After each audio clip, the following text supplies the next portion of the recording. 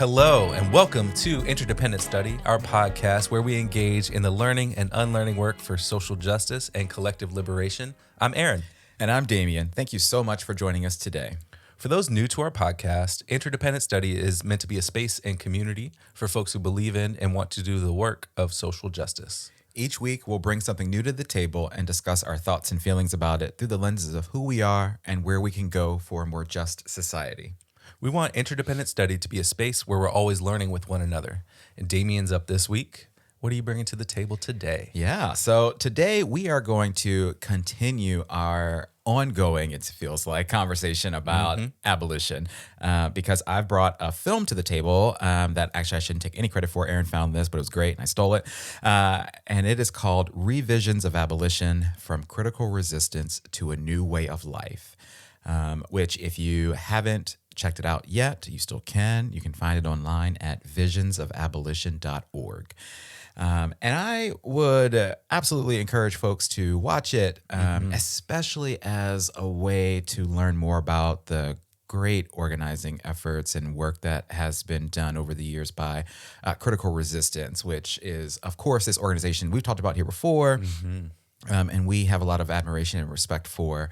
But, you know, I think one of the things I really loved about this film is that it also highlighted this incredible organization / reentry program called A New Way of Life, which I had never heard of before watching this film. But this movie really highlighted A New Way of Life as a model or example of an abolitionist alternative to incarceration. And throughout the film, we meet lots of formerly incarcerated women who have engaged with and currently work with A New Way of Life and the impact that this reentry program has had on their lives. And it's been significant. And I think for me, like, that was just the best and most impactful part of the film. But there was so much to it. There was a lot jammed into this film, and it was incredible. And so I'm definitely looking forward to us talking about it. What did you think of it, my friend? Where do you want to start? Yeah, I thought this was such a good documentary about abolition and the variety of ways that the prison industrial complex is failing us. Yeah. And the ways that people are organizing to find alternatives to that system. Yeah. The first part of the film, called Breaking Down the Prison Industrial Complex, as you might be able to tell from the title, really focuses on some of the context and history of the prison industrial complex. And then the second half of the film is called Abolition: Past, Present, and Future, which goes into some of the history of abolition work and makes connections between historical abolitionist movements, like the abolition of enslavement, and some other liberation movements, and makes connections between those things and the work of abolishing the prison industrial complex today. And sort of making the claim astutely, I think, that those things are directly connected, and that prison abolition today is the sort of ancestor of, not ancestor of, that's the wrong word in the line of how things work, but it's the Descendant? Descendant There you of, go. thank you, the descendant of those movements from the past. Absolutely. And it's the unfinished work of those movements of the past. And, you know, as you said, this film kind of revolves around Critical Resistance, which was born out of a conference back in the late 90s, and then sort of developed from there as an organization with chapters across the country. And I think I didn't know about that piece when I first watched it. We talked about Critical Resistance on the film, but I don't think I knew that they had chapters. Oh, yeah. Until seeing this.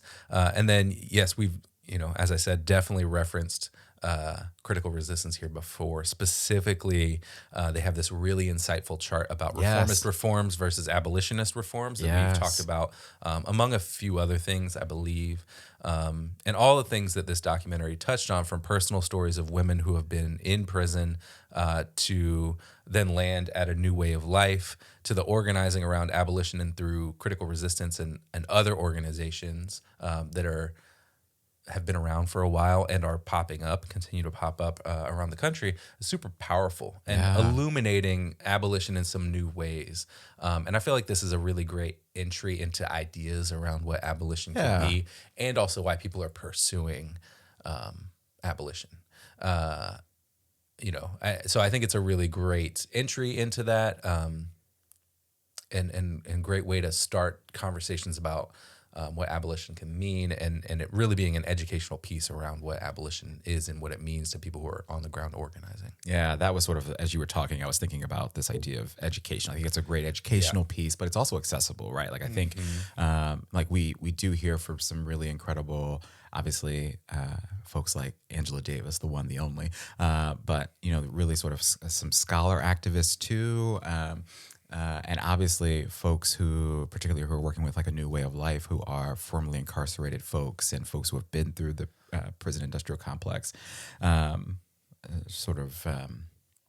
your everyday person, if you will, and the work that they've done. But it really was educational, but I also think it was super accessible. So, again, folks, check it out.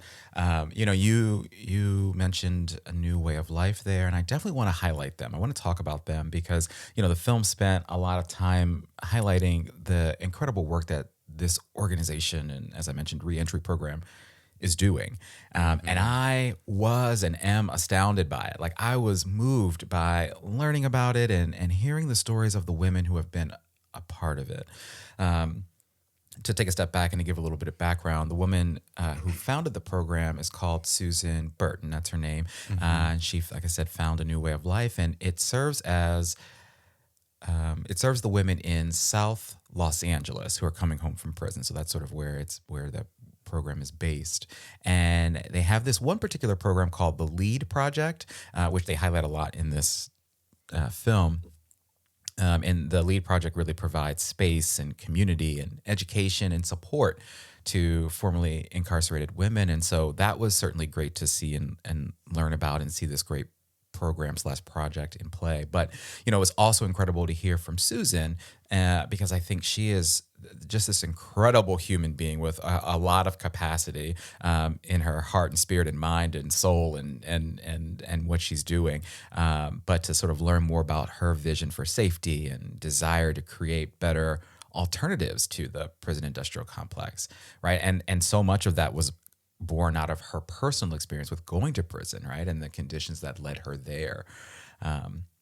But, I think alongside that, it was also really difficult to hear the stories of the women in the LEAD Project, right?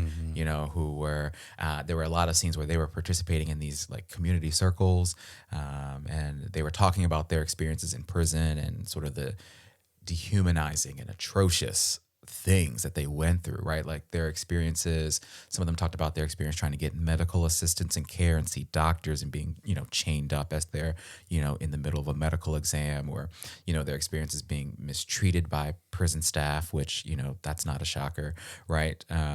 It's one of the women made this incredible connection to being processed into prison, and to what her ancestors must have felt like as enslaved folks, right? And that was profound, right? And so it was just really heartbreaking to sort of hear about what their time in prison and the sort of the prison industrial complex has done to them, right? And so I think for me, hands down, I mean, there was so much of this that I loved, but getting to learn about a new way of life and the work that they're doing for those women was my favorite part of the film. Yeah. There were so many stories about the degrading and humiliating nature of jail and prison, and what they force you to do in the name of safety, right? Of security. And it really shows the violence, I think, that's built into the system, right? Guards in different parts of the system exist to enforce the violence in it, right? Yes. And I think this is a key part of the story for me, about abolition, is that if we can't find a way to resolve like conflict or so-called crime in a way that doesn't violate the humanity of the folks who have like committed that act, then is that actually justice? Ooh. Right? Or are we just seeking retribution sort of collectively against an individual? Right. And I think this is one of the foundational pieces of why I've like aligned myself more with sort of an abolitionist framework or mindset, worldview. Because we violently violate people who have somehow infringed on our social contract, which says not to violently violate people. Right. So then we've collectively, as a society, infringed on the social contract we've had with them, right? So it's retribution, which doesn't feel like justice to me anymore. And so I think that for me feels like a foundational piece of why I'm like sort of in this abolition camp. I think there's lots more to do and lots more to learn and lots more for me to think about and work toward. But I think that's the sort of one of the foundation, like it's ethically, morally bankrupt, the way that we treat people and herd them through. And, to hear that people can say that this is likely what my ancestors felt when they were enslaved. Right. It's just, I think Like, what are we doing? Right. For someone to say that and to feel that. Yeah. And I mean, you literally made the hair on my arm stand up when you talked about sort of this idea of, how is it that we can't find a way to resolve conflict and crime that doesn't violate the humanity of folks? Like this idea that it is such a violation of people's humanity, right? And Yes. and our collective humanity as well, right? Like that got me there, right? Like, and I agree with you. Like, I think there's got to be a better way to do this, right? And I'm in that abolition camp with you, right? And it is going to take work and time and exploration and thought and, exploration of ideas, right, to get there. But to hear these stories week in and week out as we talk about abolition, right, or to read, the things that we're reading about it, I don't really see another way. So, Yeah. right. Mm-hmm. And the social contract piece too, right? If that's huge too, right? If we're all a part of this social contract and we're all in this together and we're a part of this humanity, this isn't it, Right. Because it's just throwing people away. Yeah. Too, right? Like there's it, and then we become the worst thing we've ever done. Which, I'm not excusing horrific behavior Right. of people. I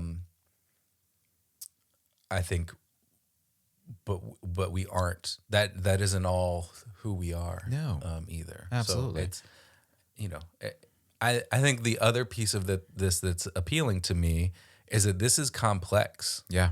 And it shows our full humanity. And the way that the justice, the criminal punishment system works is that we get to say, oh no, you're a bad person, and we're going to throw you away with the other bad people and have you sit over there and herd you around like cattle and do whatever we need to do with you because this is allowed. Involuntary servitude is allowed based on the 13th Amendment. Yeah. And so, deal with it. Right? Like that's the easy way out. It is. Is like we just throw people away rather than sort of engaging with them and trying to understand what are the conditions in which you committed this act that maybe is reprehensible. Yeah. But there's more to the story there, right? Yep. And if we have the capacity as humans for so much, and we've seen that over the years in our lifetime in general, right? Just in our lifetime in general, I should say. And so why is it that we can't sort of move away from that? I appreciate that. The idea of disposability sort of made me think about why a program like A New Way of Life is important, right? Because a piece of that disposability also means that when you are released from prison, right, then what, right? Like you've already been disposed of, and we don't do a good job of taking care of folks when they're out, right? And we all know those stories. And so that's huge. I appreciate that. If I could shift us, one of the other things that's been on my mind is, and I thought of you as this part was on, right? Like there was a part of the film that talked about capitalism. And the prison industrial complex. And it was sort of fascinating to me because I think there was a lot of really great information that was shared that I think it's important for folks to know about. Ruth Wilson Gilmore, who is featured a lot in this film, and she's a co-founder of Critical Resistance. She spent a lot of time in this section talking, and she talked about as one example how at the time of the film, right, 95% of all prisons are publicly owned and operated, right? But but how there are also so many ways that prisons, even the publicly owned ones, make profits, right? And so much of that profit is from the labor of the millions of people in prison, right? And the film talks about like the concerns around what constitutes labor in prison, right? How some prisoners are working, but also how so many of them are actually not working. How folks are compensated or not compensated in prison for their work, and so on and so forth, right? So all of that was a fascinating piece of this. I think for me, another key piece of the role of capitalism and what it plays in all of this is the role that like finance capitalists and corporations have played in really sort of bankrolling these systems, right? And creating money sources for really also our public governments to continue to build prisons. Like she talked about building prison after prison after prison, right? And that so much of that has often come at the expense of real people and communities, right? Being able to thrive because our public governments, our cities, our states, our towns are investing the money that they're receiving into building and developing prisons as opposed to addressing some of the real economic ills or troubles of our communities that we faced over the years, or those conditions, right, that we talk about, right? And so, that's only a snippet of what that section talked about, but I think so much of it is important. I think money talks, and I think a lot of people are interested in money. And so if this is your way to sort of get into this idea of what abolition is, right? Like if money is your avenue in, right? Like then I think this film does a good job in addressing why abolition is an important step for us and a way for us to move forward from an economic standpoint as well. Yeah, I think that this was another piece of the film that was influential. Yeah. Because talking about dollars and cents, I think for me, it's another layer, right? Yeah. Like it's another piece. And so it's important to include it. And one of the statistics that they included is that it costs between $35,000 and $70,000 to incarcerate a person per year. Per year. Per year. And so you add that up, and what's our collective return on that expense, right? Not that we should think about this whole thing. I just talked about the ethically bankrupt ways that the system violates people. Yep. And so I'm not ignoring that. But another piece of this puzzle is that we're spending $35,000 to $70,000 per year per incarcerated person.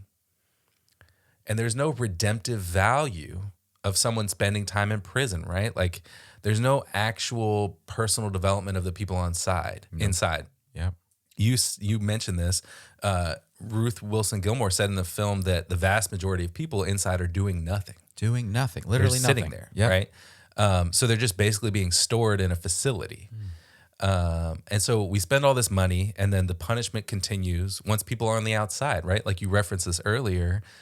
Even if somebody's one of the rare people who have some kind of role or job or function on the inside of the prison, those may be valuable skills that they learned, quote unquote, right? Like that's the argument we make for states like Maryland to have the Maryland Correctional Enterprises, which makes furniture for all of these state entities in Maryland, right? Like that's one of the arguments is like you learn a trade, you build furniture.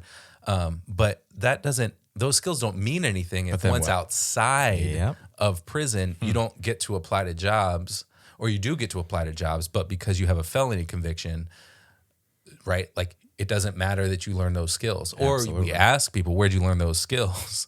Because it's part of a job interview. Like, talk to me about how you learned how to make furniture. Yeah. Well, I learned how to make furniture in prison. It's like, oh, well, thank you so much for your time. Absolutely. Right. So, we're spending so much money per person in ways that we could invest that money differently and try to understand why are people here, right? Yeah. There's I think an adage, I think it was Desmond Tutu. I saw this recently on the internet and didn't put it down in my notes recently. But the adage was something like, we have to stop just pulling people out of the river. we got to go down the river and see why people are falling in. Wow. Yeah. Right.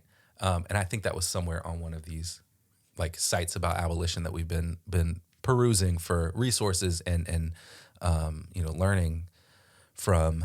But yeah, we can't just keep pulling people out of the river. Yeah. Why are people going into the river? Why are people ending up in this criminal punishment system? And what is all this money doing to actually address the root issues? Yeah, absolutely. Well, and it's fascinating too to think about what did you say, 35 to 70K that it costs to incarcerate a person each year. I did some digging on A New Way of Life's website because, again, I'm just fascinated by what they do, right? And they have a beautiful website, anewwayoflife.org. But they talk about sort of, on their what we do page, right? Like talk about their mission, their vision, their results, right? And the last line of our results says, we provide these services at less than a third the cost of incarceration. Yeah. Right. And so when, again, if sort of thinking about the money as your way into this, right? Like, what does it mean for us to spend for this one program alone that is serving South LA, right? A third of the cost. Right. And, one of the things, and to jump back to Susan Birch and how she's a remarkable person, she walks us through her house. And that's where this program started, right? It's like I think a three-bedroom house. Uh-huh. And so she points at a room as like, well, this is where, like, when I got started, this is what my room was. I had a desk, a little day bed in there, and a file cabinet and a computer. And that's how I started this whole thing. And then I invited people into my home. Mm-hmm. And the whole program started from her inviting people into her home who are returning from prison. Yeah. And so, she's not starting with a lot of funds or funding or, investors. She just started it. Yeah. Because she saw something. She saw a need. Yeah. She experienced it herself, right? Yeah. There was one of the bedrooms that she went into was beautiful. There was like a bureau or a dresser. I don't know. People have different names for that. And it has a mirror on it. And there were pictures of, women who had stayed there and their children who had stayed there too. And that was incredible to see. But right, these humble beginnings for this program, and it has taken off. And so, Susan, if you're listening, we are fans. Come talk to us. We'd love to have you. So the money piece it was big for me, but I think folks, you all know me, right? This idea that the idea of humanity is also important to me, and so I think one of the other things that is most compelling about why abolition is so necessary, right? And I think this film highlighted it so well. And we've alluded to this a little bit, right? But is the way that people are treated in prison, right? Like the treatment of human beings in prisons is just abhorrent, right?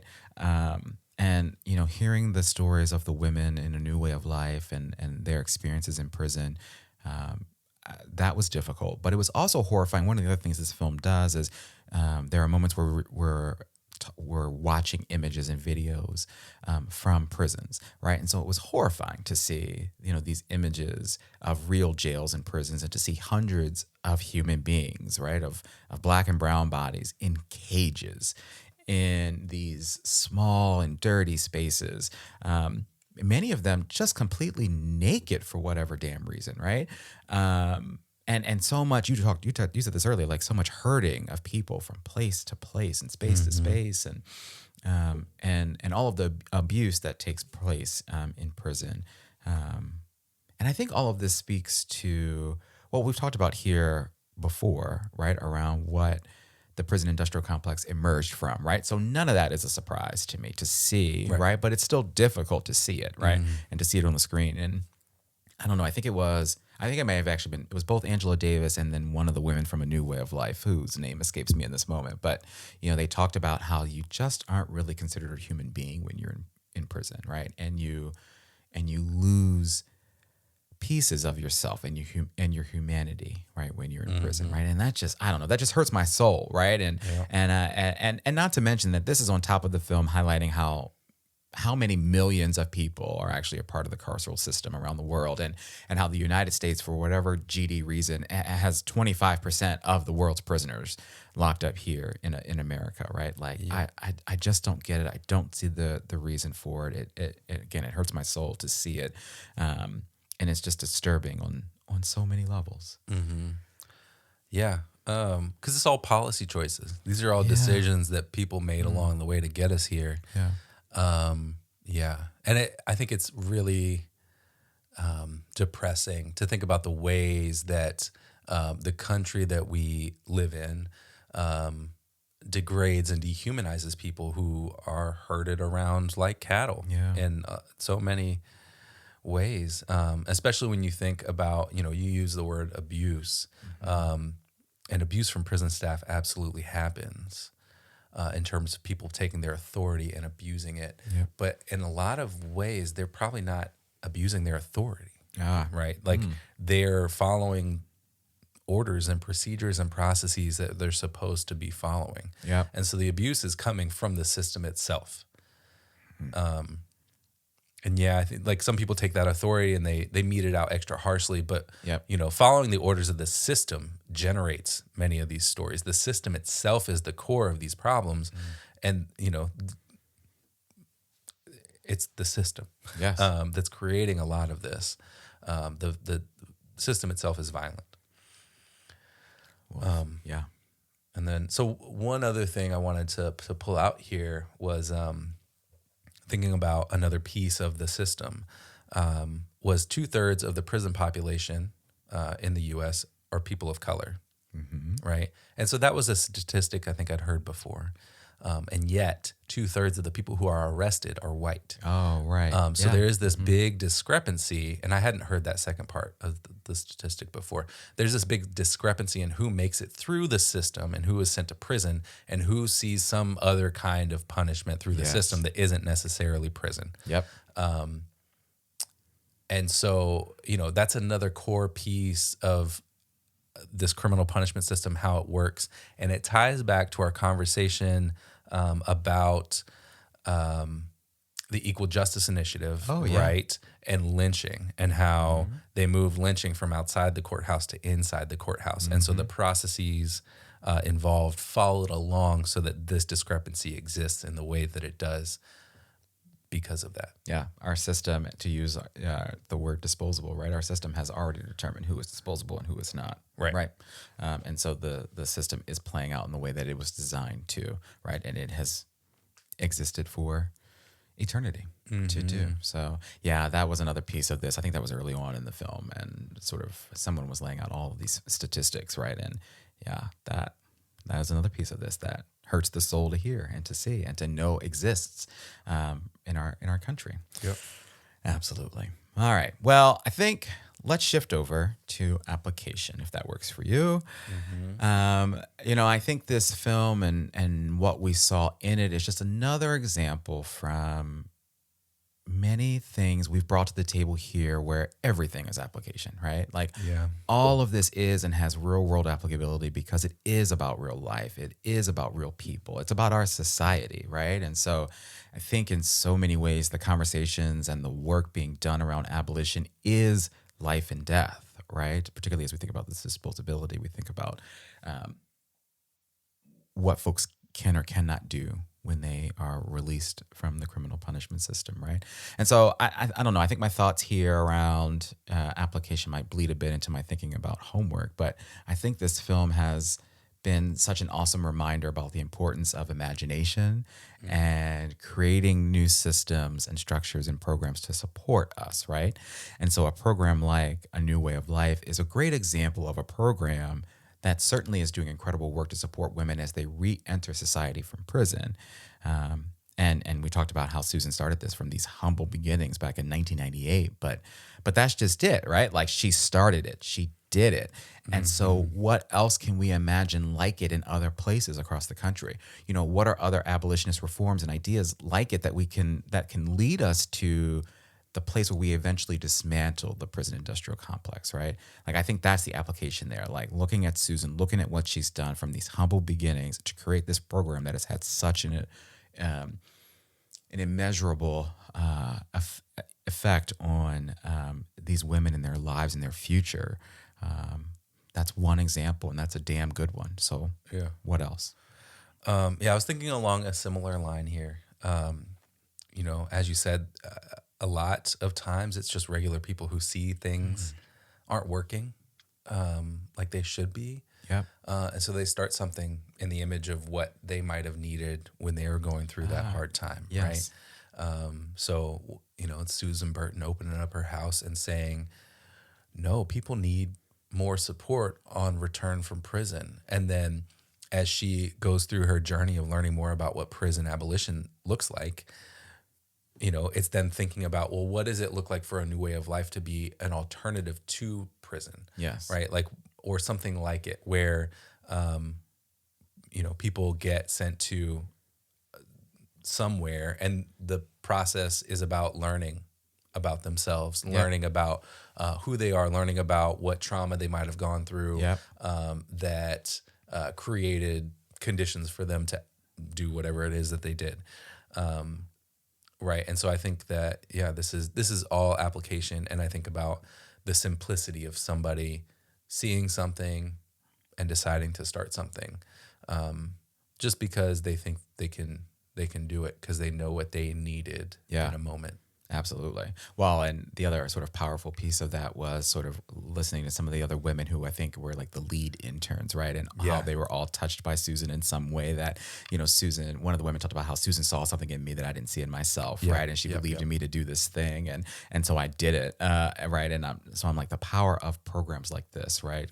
And the need for them are profound. So absolutely. So all right, that's application. Let's now talk a little bit about our homework for the week.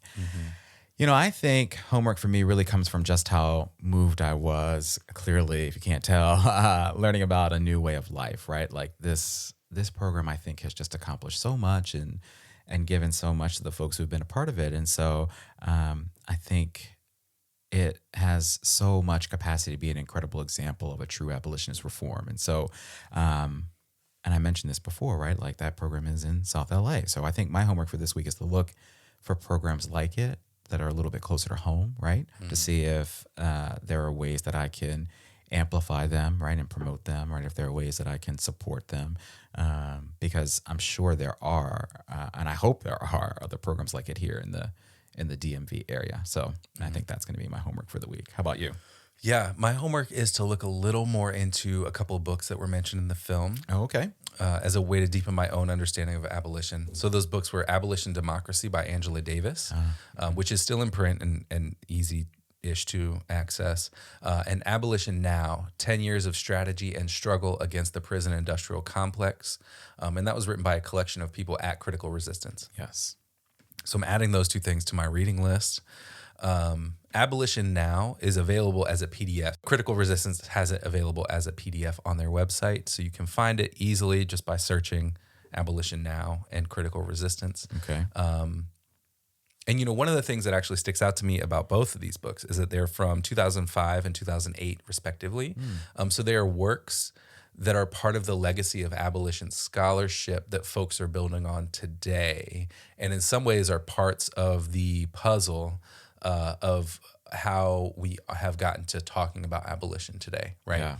Yeah. They're part of the movement to make abolition a little bit more well-known and to make the sort of facets of abolition a little bit more well-known, where something, like the movement for Black Lives can support abolition, and it can be sort of a more publicly acknowledged thing that is an idea or a concept or something, or an organizing strategy, right? So these are pieces of that puzzle. I love that. Yeah. Very good. All right, we got some reading to do. I love it. All right, my friend, you're up next. What are you bringing to the table in our next episode? I am going to bring a report that was recently released. And by recently, I mean, I think in the last couple of days as of this recording. Okay. So it was recently released by Color of Change and Little Sis, called Police Foundations, a corporate-sponsored threat to democracy and Black lives. Okay. This report dives into secretive police foundations that fund a lot of aspects of what policing is and what it's become across the U.S. The report is published on and accessible to everybody with an internet connection on policefoundations.org. And the website says, Color of Change and Little Sis have compiled the most extensive report to date of the links between police foundations and corporations, identifying over 1,200 corporate donations or executives serving as board members at 23 of the largest police foundations in the country. So there's a lot in there. I did a little skimming of it before bringing it to the table, and there's gonna be a lot to talk about. Wow. Yeah. All right. We were talking about money earlier today, right? So yeah, we're gonna follow some money. That sounds fascinating. I'm looking forward to it. All right. All right, so folks, with that, we want to thank you for joining us today and for listening to Interdependent Study. You know what we want you to do, but in case you forgot, please follow, leave a rating and review, share our podcast with the people in your life. Follow us on social media, sign up for our email list to get notified of all the things we've got going on. You don't want to miss it. We thank you so much. Yes, thank you so much for listening. And remember, it's not about us, but it is about us. And we'll talk to you next week.